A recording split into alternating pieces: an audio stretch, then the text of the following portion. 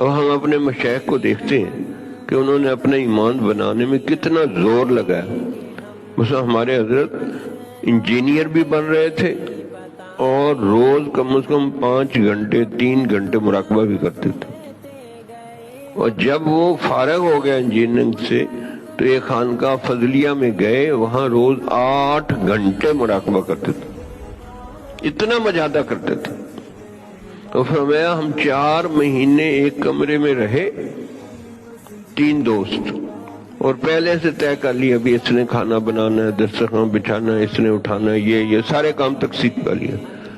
और 4 महीने रहे तो आपस में कोई बंदा बोला नहीं।